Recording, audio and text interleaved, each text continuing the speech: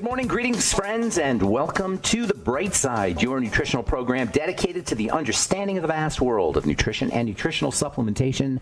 I am your host, Pharmacist Ben, nutritional pharmacist from Boulder, Colorado. I use nutritional supplements where other healthcare practitioners use toxic pharmaceutical drugs and sometimes deadly medical procedures.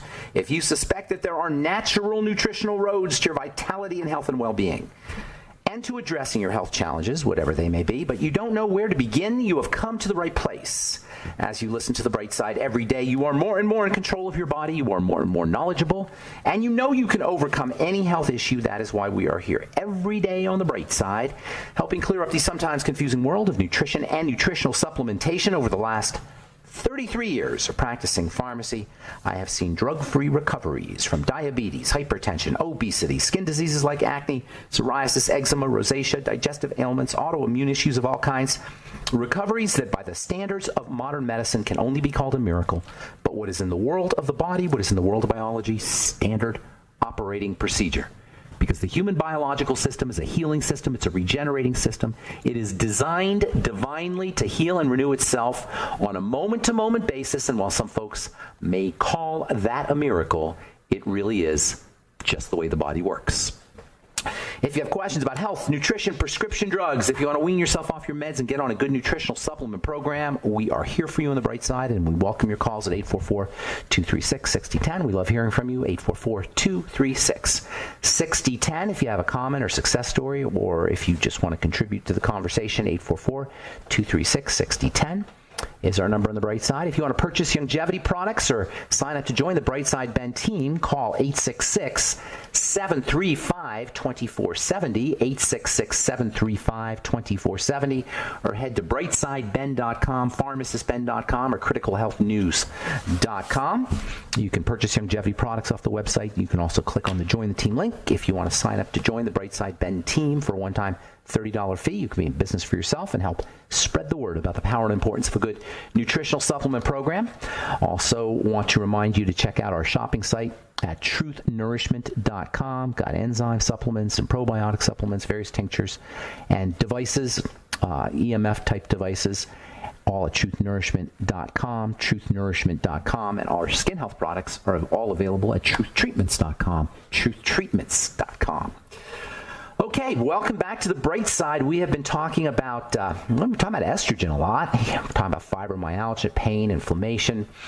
We said estrogen, far from being the female youth hormone that it's marketed as by drug companies and hormone replacement therapy purveyors, bioidentical hormone replacement purveyors, and there's no such thing, as I've said, like bioidentical hormone replacement. You cannot be identical to the bio. You can't be identical to biology when it comes to hormones. So you may feel better, and that's great, but you're not doing your body's biochemistry any good if you're on HRT, flat out. The hormones are not supposed to come in from the outside. You're playing with fire, especially with estrogen. Progesterone, not as much. Progesterone is pretty benign. It's still a hormone, but pretty benign. DHEA cream, if you're going to use that, or DHEA as a supplement, is pretty benign. But once you start getting into the more sophisticated or more refined from a biochemical perspective hormones like estrogen and testosterone, you are playing with fire if you're on an HRT program, particularly with estrogen, whose breakdown products are really potent. Estrogen is a pro-catabolic substance. That means it encourages breakdown at certain concentrations. It's a building hormone at certain concentrations, and it's also a breakdown hormone. It's both. That's the problem. When estrogen breaks down, it becomes very inflammatory. It increases the likelihood of pain syndromes. This is why pain syndromes tend to affect women more than men. There's many kinds of estrogen. That's what makes estrogen so confusing. It's a family. It's a family of compounds that generally causes upregulation. It revs things up. It's good in a tiny amount and at the appropriate time, but you don't want to be revving things up inappropriately in the body. Revving, and when I say things, I mean cells. This is all about the cell. Estrogen revs the cell up. And that includes xenoestrogens. That includes the birth control pill. That includes HRT. That includes any kind of estrogenic substance, estrogenic shape, which are found everywhere in nature. Estrogen increases cell activity at the genetic level. It regulates genes. It makes cells divide, makes things grow. It causes the cell to utilize more oxygen. It increases oxygen demand on the cell. By increasing oxygen demand on the cell, it creates a stressor on the cell. That can be good if you're healthy and strong. Most of us aren't healthy and strong. And you don't want to be overdoing this oxygen demand. You don't want to be increasing the oxygen demand on the cell too much. That creates a stress on the cell. And stress is a very interesting word. I want to talk a little bit, just for a little bit, about stress. Stress is, when we hear the word stress, most of us go into immediate assumptions. When I'm talking to somebody on the phone about a health challenge they may be dealing with, and I say the word stress, immediately, even on the phone, I can tell that people are immediately going into these assumptions. First assumption about stress is it's about our jobs or our spouse or relationships or kids or bills or all the psychological worries that we link with stress. This stress response in the body, which is a physiologic response, is associated with mental and psychological and emotional kinds of things. So when I say, oh, well, there's some stress going on, immediately I know people are thinking about their psychological stresses, their psychological worries. And that's definitely stresses. Those are definitely stressful. I'm not saying they're not stressful, but our bills and our kids and our jobs and our relationships and our psychological worries are only stressful because of their physical effects. The mental and the emotional angst that's linked to our psychological problems are really a body issue. If you felt wonderful and blissful in your body every time you thought about your lousy job or relationship or credit card bills, they wouldn't be a problem. They're only a problem because they're physiological manifestations. There's physiological correlates to all these emotional and mental kinds of worries and stresses that we have. It's the physiological aspect of stress that is the problem. So when we hear about stress, we think emotion, we think mental, but it's really a physiologic phenomena. It's because the reason emotional and mental stresses are so important is because they suppress your immune system. It's because they raise your blood pressure. In the long run, these psychological issues will affect how your hormones work, how we grow, how we repair. They're stresses that are seen to be emotional and mental, but they're really physiologic. We have to start thinking of stress as a physiologic phenomena. The word stress is kind of interesting. Stress is actually an engineering term. When we hear the word stress, what we don't hear is the second word, and that's the strain. Stress is not the problem, it's the strain. The strain is the response. You used to hear people say stress and strain. They don't say that anymore. They just say stress. It's an engineering term that refers to stress, the amount of force that's put on a system, in like a bridge or a building. It's an engineering term. And then the strain is the building or the bridge's response to the stress. The body is built so that the response to stresses are actually good. That is an amazing, amazing phenomenon. In fact, that may be what distinguishes the life force or living entities from non-living entities. A rock, if you put stress on it, it's not going to be a bigger rock. Can you imagine if you took a rock and you started hammering on it and it became a bigger, stronger rock? Obviously, that would be, a miracle, and obviously that's ridiculous. But in the body, that's what happens. And that is actually something that can be taken advantage of. That can be leveraged. The stress response can actually be leveraged. That's what we want to start learning to do is work with the strain element, not the stress element, because life has stresses. We want to work on the response to the stress. Now, in the body, from a purely physical perspective, if you put stress, just pure stress on the body, such as eating the wrong food and eating lots of sugar, those are stresses that while the body may be able to adjust to it, there's an immune system, for example, and there's a blood sugar system, there's insulin, over the course of time, those kind of stressors can overwhelm the system, and those are key. This is where we have control over how our body shows up. By controlling what we put into it that is causing chronic long-term duress, chronic long-term stress. The body likes intense stress. It doesn't like chronic long-term stress. All right, I'm Pharmacist Ben. We'll continue when we come back from our break. You're listening to The Bright Side. 844-236-6010 is our number. Don't go away.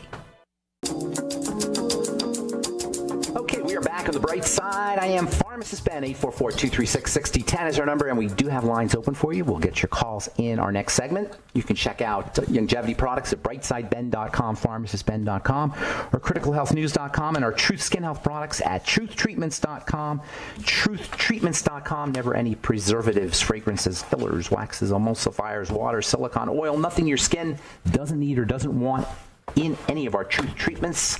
You can find them all at truthtreatments.com. Our Truth Omega-6 Healing Cream is the most awesome burn cream you will ever use. It's also a great hydrator and moisturizer.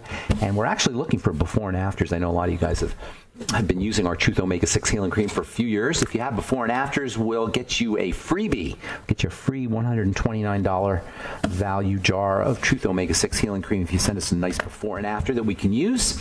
We're collecting testimonials as well, and we'll get you some freebies if you send us testimonials, you guys who are using Truth Treatments.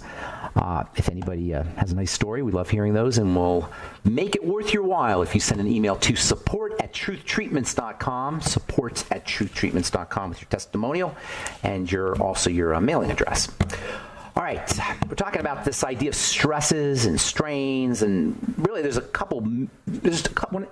we talk about stress, there's a couple myths or misunderstandings or a couple of assumptions that we make. One is that stress is psychological, and it is psychological, but it's only important not because of its psychological aspects, but because of what the psychology makes your physiology feel like. I'm in the skincare business, and I'll tell you, I've always thought that there was a relationship between people's psychological stresses and their psoriasis and their acne and various skin health issues, and now we have a whole branch of skincare called psychodermatology or psychoimmunodermatology, which is the link between the skin and the immune system and the psychology. So even modern medicine is recognizing this whole mind-body connection, and certainly the idea that stress can affect the body in a negative sense is not disputed. We know our blood pressure goes up when we have stress. We know that our immune system is suppressed when we have a lot of stress. We know our digestive system slows down. So stress number one needs to be regarded as a physiologic phenomena, not psychological, even though there are psychological triggers. The major stresses in the body, from a physical perspective, the things we do, not a psychological perspective, from a physical perspective, are food and sugar, period. Food and sugar lead to dirty blood. Food and sugar, over the course of long-term chronic intake of wrong foods, chronic intake of sugar, chronic changes in the blood sugar system or fluctuations in the blood sugar system, chronic activation of the immune system at a low level in the blood. These are the major stresses in the body that lead to disease, and that makes eating, because blood sugar obviously and wrong foods are parts of eating behavior. This represents a major leverage point for us when it comes to handling controlling how our body, the amount of stress our body has to deal with. A second point that needs to be recognized about stress is that it's not always bad. It can be leverage. What doesn't kill us makes us stronger. The immune system works better in response to a certain amount of stress.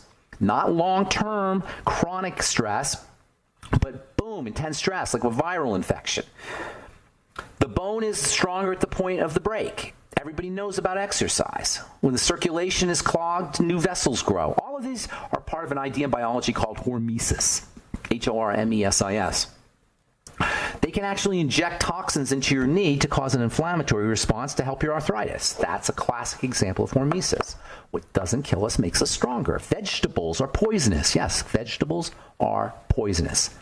Now, it's true the amount of poison in a vegetable isn't enough to cause a big-time poisonous response for most people, but the slight amount of poison causes the liver or stimulates the liver to produce anti-poison. The anti-poison that the liver produces in response to things in broccoli and cauliflower help fight cancer, help turn on the detoxification process or detoxification machinery.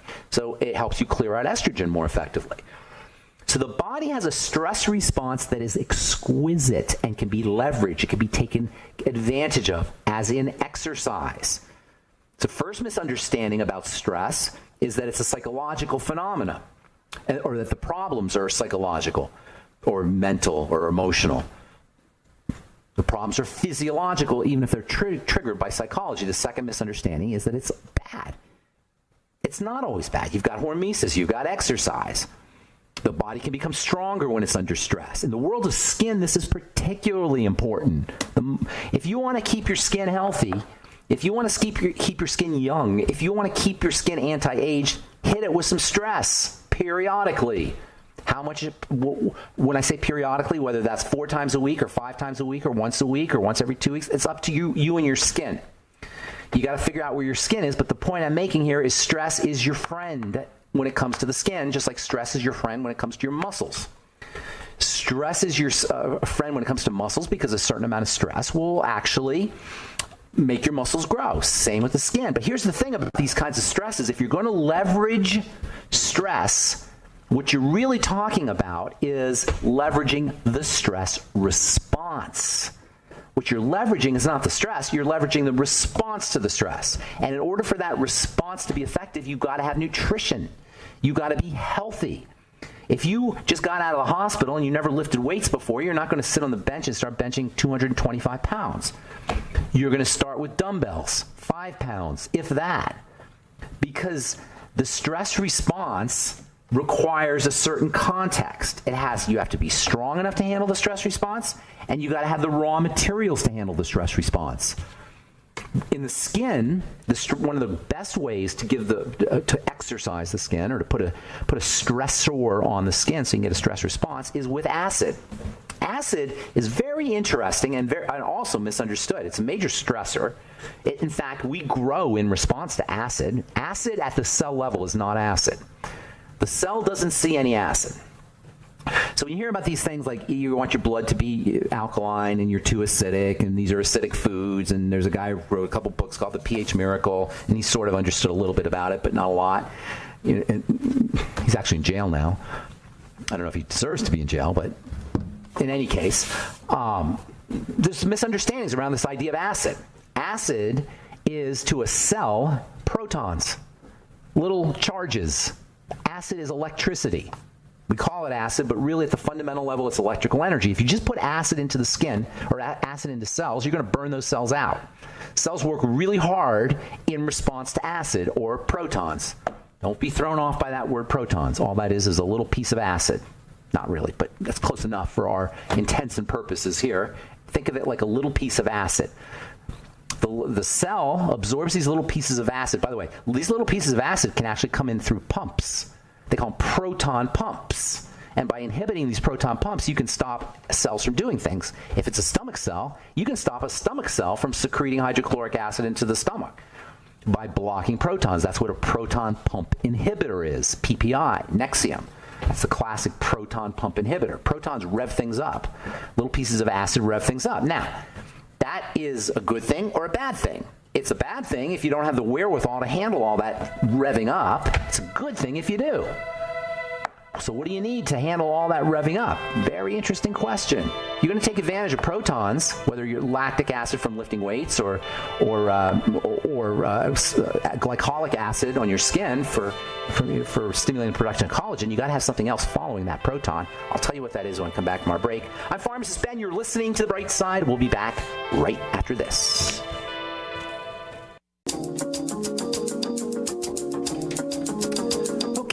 On the bright side, I'm Pharmacist Ben. Thanks for joining us. We are on the air Monday through Friday, 8 to 9 Pacific and 10 to 11 Central Time, 24/7 on the archive page at brightsideben.com.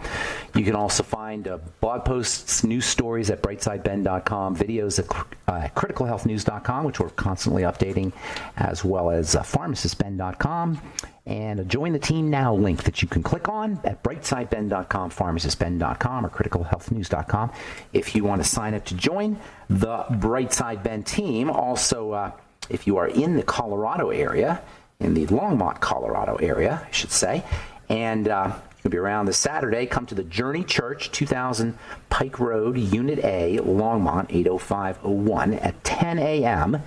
Tom Chenault and his group will be doing a Super Saturday, and there's all kinds of interesting and entertaining speakers, including myself. I always learn new things at these Super Saturday events. Tom puts on a great show. He's kind of like an MC, and the Super Saturdays are kind of like an entertainment show. It's kind of like you're at the watching a talk show. You got all kinds of different speakers, and it's just a fun time and great information. That's one of the neatest things about Longevity is there's all kinds of great information, personal development information, sales information, and of course health and nutrition information. So if you are in the Longmont area, in the Colorado area this Saturday, 10 a.m. at the Journey Church, 2000 Pike Road, Unit A, Longmont 80501. Myself and a whole bunch of other folks will be doing a Super Saturday with Tom Schnahl. 10 a.m. this Saturday, and that will be August the 17th. August the 17th, 2019. August the 17th, if you guys are listening in the distant future. August the 17th, 2019. All right, 844-236-6010 is our number. We'll get your calls here in just a second. From the British Medical Journal, Fried Foods and Cardiovascular Disease, the association between consumption of fried foods and mortality due to cardiovascular disease was examined in a study of 106,966 postmenopausal women aged 50 to 79. And guess what? Consumption of fried chicken at least once a week as compared with no consumption was associated with a significant 12% increase in cardiovascular mortality. Now, I'm not going to say fried chicken causes heart disease, and I don't like these kinds of studies, but the point is well taken. When you heat oils and when you heat proteins, you create nasty compounds. In the case of proteins, you get substances called HCAs, heterocyclic amines, when you heat protein up at high concentration. When you heat sugars up, you get glycating agents, and when you heat fats, you get oxidized fatty acids and oxidized cholesterol. None of this stuff is good. Fried chicken is not a healthy food, period. I'm not saying, and by the way, nobody really likes fried chicken. You like oily fried chicken. You like the oil. We like the grease. If fried chicken didn't have a lot of grease and a lot of salt, we probably wouldn't like it very much. And if steak didn't have a lot of grease, you wouldn't like it either. It's the grease and the salt we're looking for. We're looking for fat. We're looking for salt. What you want to do if you're addicted to French fries and fried chicken and these kinds of foods is give yourself some good quality fat. Coconut oil, butter, ghee, eggs, fatty fish. Good quality fat is incredibly satisfying. And when you have good quality fat, you don't want to eat the crappy fat. So you don't want to just force yourself not to eat French fries. That's very difficult to do if your body needs fat. And if it needs salt and fat, there's no way you're going to resist French fries. So do a teaspoon, or not a teaspoon, maybe a quarter teaspoon of Celtic sea salt in water. Don't drink the whole glass of water. Take a glass of water, put a quarter teaspoon of Celtic sea salt in there, and sip on it. First thing in the morning. Or when you're under duress. Or if you're constantly under duress, just do it in the middle of the day sometime, and you'll know it's good for you because you're going to love the taste of it. You're going to know it's going to be way more satisfying than an ordinary beverage if you're salt depleted, and then if somebody puts some French fries in front of you, it's not going to look good. And if somebody puts some oil, if you eat some good fat, if you eat some good butter, and somebody puts some oil in front of you, that's not going to look good either. If you guzzle about 4 tablespoons of Udo's blend out of the bottle, and they put a plate of your favorite fried food in front of you, you're not going to want to eat it. And that's what you're looking for. You don't want to cold turkey or withdraw, force yourself not to have things like salt and oil. You need to have the high energy that comes from oil. It has to be a stable oil. That's the problem with oils; they're not stable. And I know, no vegetable. I don't want to hear any crap from anybody about, oh well, what about Dr. Wallach saying no oils and blah blah blah. I don't happen to think that. I happen to think that you need to have a little bit of oil, but it has to be a good oil, stable oil. And Doc is 100% correct, and other people are 100% correct when they say you got to be careful with these oils. They say no oils. They say that they create oxidized particles, and that's true. You have to use your oil fresh, and it has to be stable, and it has to be kept in a cold space if it's not stable, and you definitely don't want to heat it. Salt is the same thing. You don't table salt, the kind Morton's, if it rains it pours with the little girl on there. That's not what I'm talking about when I say salt. I'm talking about Celtic sea salt or Himalayan salt, or some salt with all the minerals. It's very, very important for health, particularly for the health, for the stress response. The salt is part of the stress response. The body will hold on to salt and it will excrete salt at a different rate depending on the amount of stresses that you have. You will run out of salt if you have a lot of stress.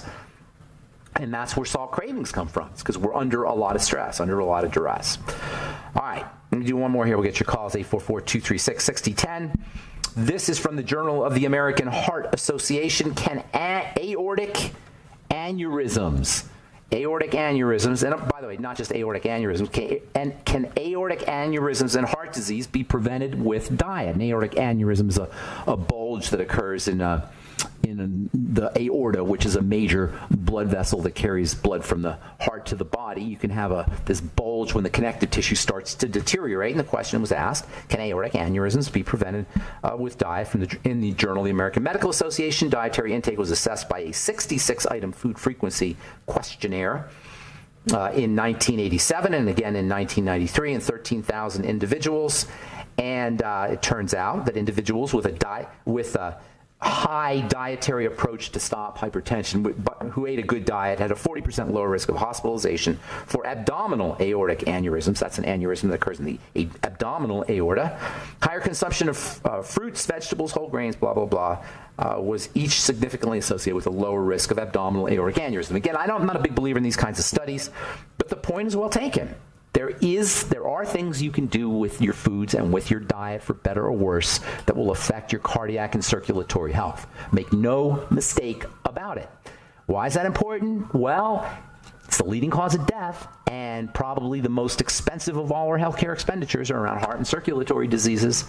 If we could even put a slight dent into the hundreds of millions, literally hundreds of millions of people who are dealing with either heart disease or cardiovascular disease of some kind or circulatory diseases, and that includes diabetes and blood sugar problems, we could go a long, long way towards improving our longevity and blocking this drop in longevity that has occurred over the last, probably over the last generation, but at an accelerated pace over the last 4 or 5 years. Life expectancy has dropped 3 years in a row now here in the United States. All right, 844-236-6010 is our number. Let's take a quick commercial break, and then we'll go to Ria in Japan, and we'll take your phone calls at 844-236-6010. Hang on. If you're on hold, we'll get to you right after this break. You're listening to The Bright Side. We'll be back after this.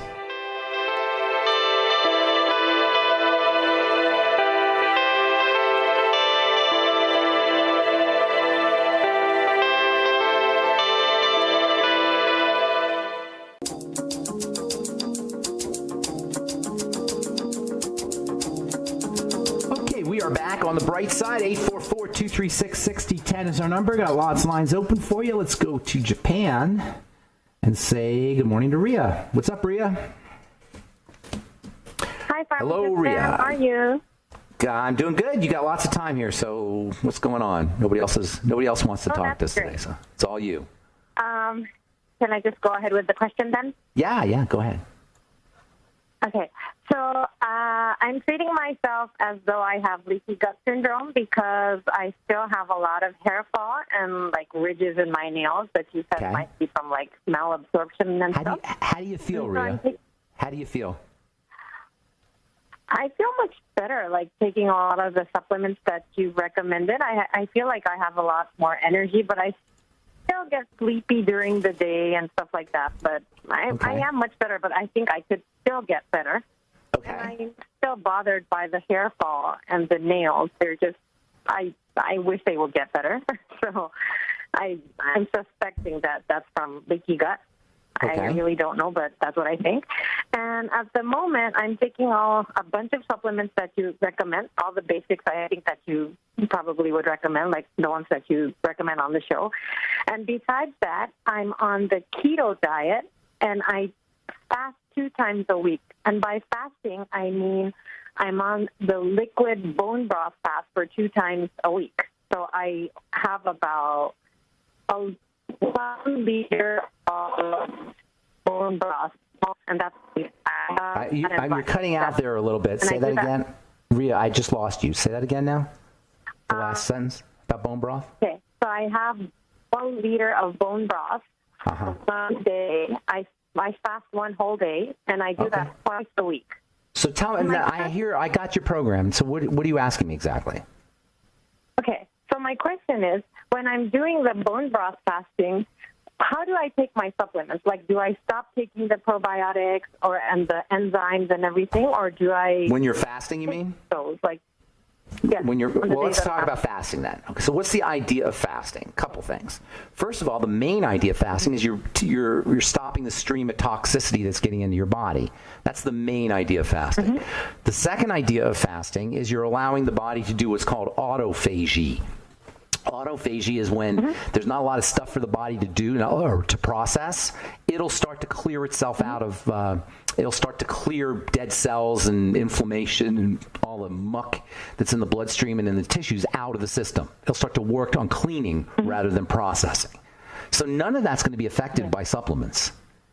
You know, you can take vitamin C and beyond tangy tangerine, essential fatty acids. They're not a stream of, they don't have anything to do with the stream of toxicity that's coming into the body, and they're not going to slow down autophagy.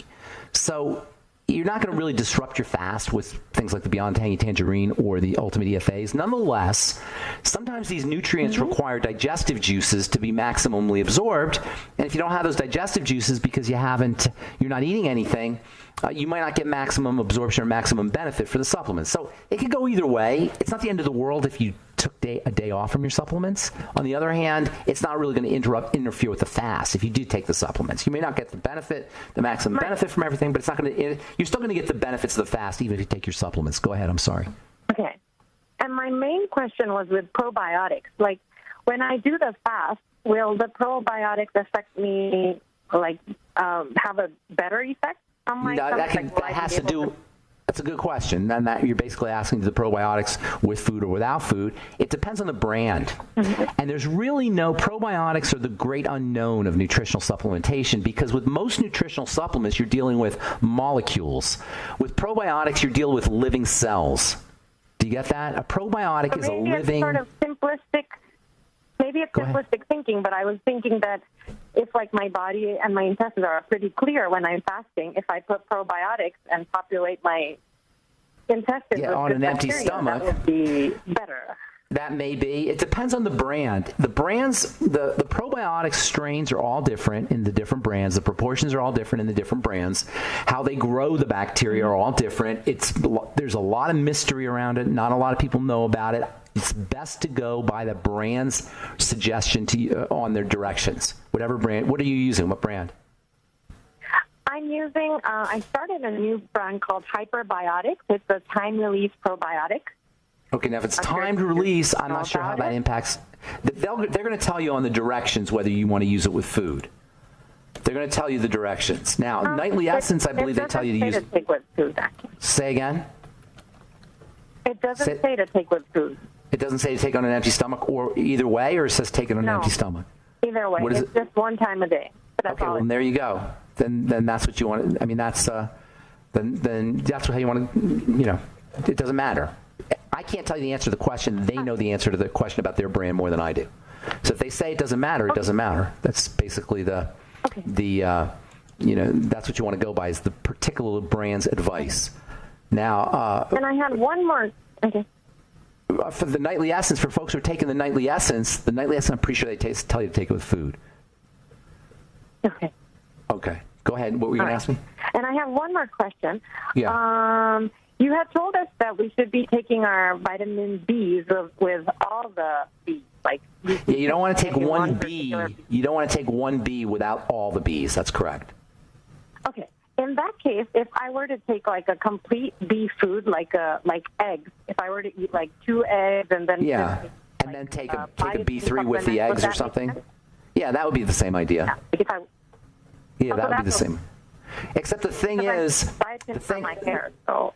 Well, the thing is, you're not going to. If you take, say, niacin, like 100 milligrams of niacin or 200 milligrams of niacin, you may not get enough of all the B vitamins in the eggs. There's only trace amounts of the B vitamins in foods compared to the amount you're getting in the dose.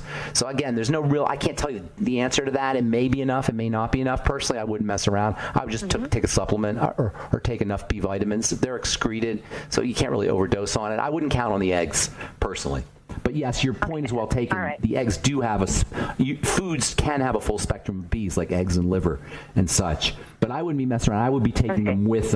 Okay. All right. Thanks for your call. Appreciate it. Let's. Thank you. Thank you. Take care. Melody just jumped on here. I want to see what our friend Melody has to say. Bump, bump, bump. Are you there, Melody? Hi. Good morning. Hey, Melody. What's going on? Hey, I had a question regarding your alpha hydroxy acid product, which is amazing. Our energizing exfoliator. You know, I forgot to tell you guys about the protons and the electrons. After protons, you want to put in electrons in the body. I forgot to say that before into break, but that reminds me of what you just said. Acid is protons, positive charges. After you put the acid on your skin, you want to follow it up with electrons. After you put acid in your body or stimulate acid production in your body by going to the gym, you want to come home and do electrons. Electrons in terms of food and supplements. Food and supplements provide us with electrons. In my energizing exfoliator, I put electrons in the form of minerals. So you get the positive charges from the acid, and the electrons provide the negative charges, and the two together create lightning. That's what lightning is positive charges plus negative charges. I'm sorry to digress there. What were you going to ask me, Melody? No, I just wanted to know what. That's exciting. Is that good stuff? Protons and electrons, not too much information? No, I love it. I'm going to talk more about it tomorrow. I'll talk more about that tomorrow. What were you going to ask me, though, because we're going to run out of time here in a few seconds. What's the best protocol for using to maximize your product, for using everything? I can use the retinol every day if I wanted to, but what's the best? Are you? You're not using retinol every day. I mean, I could, but I Well, don't. You want to take the days off because the stressors, the retinol functions as a stressor. In addition to providing vitamins, vitamin A and C, it functions as a stressor.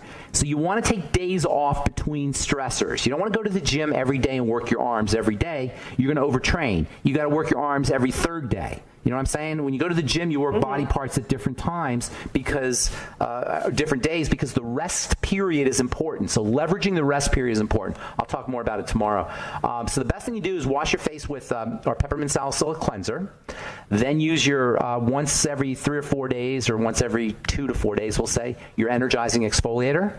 And then follow it up with the trifecta, which is 3 products: our Biomimetic Mineral Mist, our Truth Transdermal C Serum, and our Truth Hyaluronic Mineral Hydrator. You'll notice an immediate plumping, and then in the long term, you'll just have dramatic changes in the quality and texture of your skin. At night, I would use the Truth Balm, just the Truth Transdermal C Balm. And then once every few days, depending on your skin and depending on the strength, retinol, Truth Retinol 1% gel every few days, Truth Retinol 5% gel maybe every 7 to 10 days. My suggestion, my recommendation, but I know a lot of you guys have been working with the Truth products on your own, and you have your own takes on it. And how it works, I'm just giving you a general idea, Melody. How it works for you specifically is something you're going to have to kind of play with yourself. Thanks for your call. Appreciate it.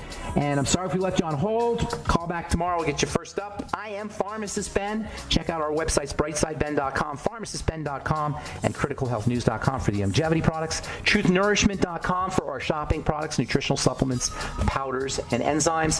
Thank you, Robert, for setting that up. And truthtreatments.com for Truth Skin Health products. Have yourselves a wonderful, beautiful, awesome, spectacular day. We'll talk to y'all later, folks.